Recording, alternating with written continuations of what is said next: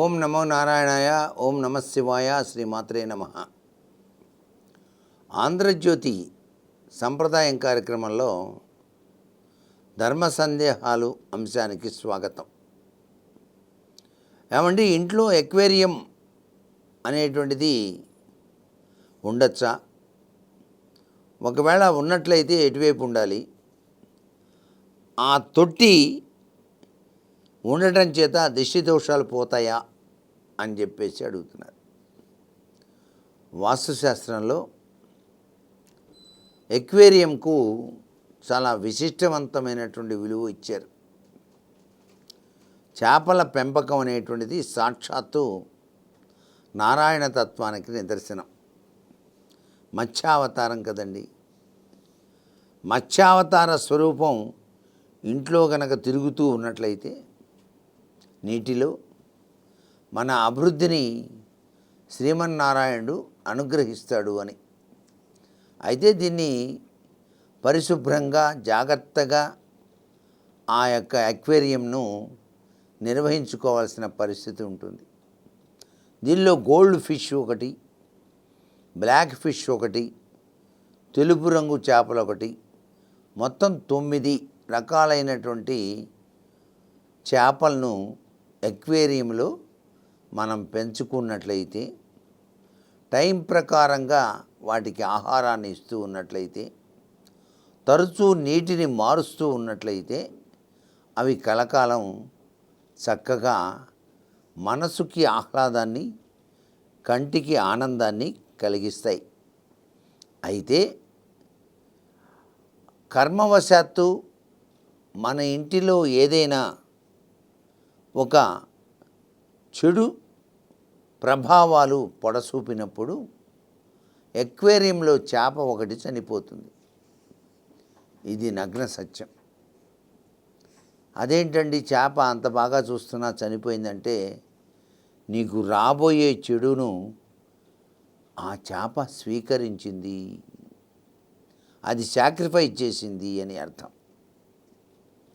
ఓహో అని చెప్పేసి నమస్కారం చేసి ఆ చేపను బయట పారేయాలి.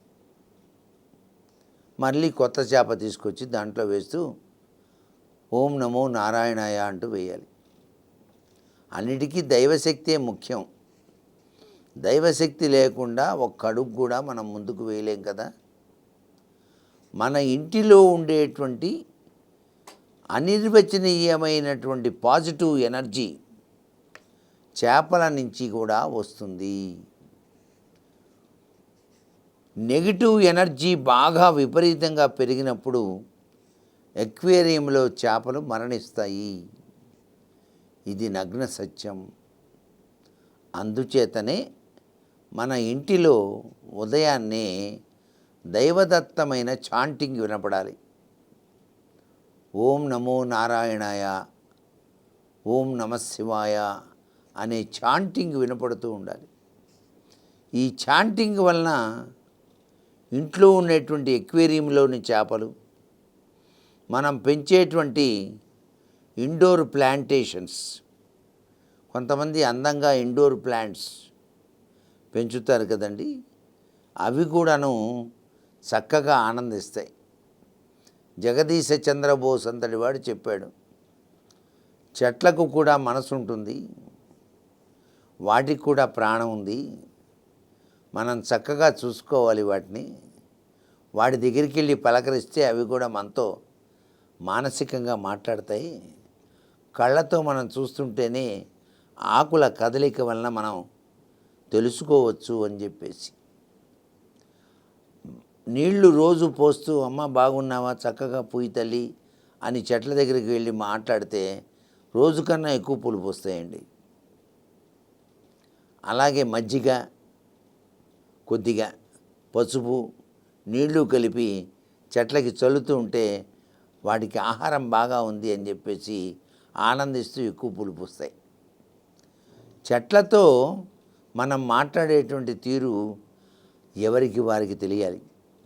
అందుకే మనస్సు ఆహ్లాదం కోసం మనకి సహకరించేది ఎక్వేరియం ఒకటి, పూల మొక్కలు ఒకటి.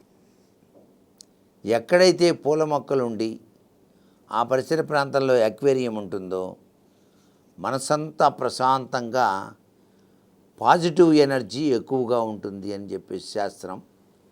దిష్టి దోషాల నుంచి కూడా మనకు రక్షణ కోసం తప్పనిసరిగా ఎక్వేరియంస్ అనేవి ఉపకరిస్తూ ఉంటాయి. ఆ ఎక్వేరియంని అమర్చే తీరుతెన్నుల్లో వాస్తురీత్యా మన హాలులో వాయువ్య మూలగా ఎక్వేరియంను అమర్చుకోవాలి. ఆ ఎక్వేరియం పైన ఎటువంటి బరువాటి వస్తువులు ఉంచరాదు. మనం డబ్బులు దాచే బీరువా మీద కూడా సూట్ కేసులు సామాన్లన్నీ కూడా పడేయకూడదు. అప్పుడు డబ్బులన్నీ అయిపోతూ ఉంటాయి తొందరగా. బీరువా మీద ఎప్పుడూ కూడా పరిశుభ్రంగా ఉండాలి. అలాగే యాక్వేరియం మీద కూడా పరిశుభ్రత పాటించాలి. వాటిలో నీరు ఎప్పుడు పరిశుభ్రంగా ఉండేట్టు చూసుకోవాలి. చెట్లకు పాదులు ఎప్పుడు పడితే అప్పుడు తీయకూడదు. బుధవారం నాడు చెట్ల పాదులు తీయాలి. బుధాదిత్య యోగంతో ఆ చెట్లు బాగా పూలు పూస్తాయన్నమాట. ఇవన్నీ మనం పాటించవలసిన సాంప్రదాయ పద్ధతిలో దాగిన అద్వితీయమైన రహస్యాలు. సర్వే జనా సుఖినో భవంతు.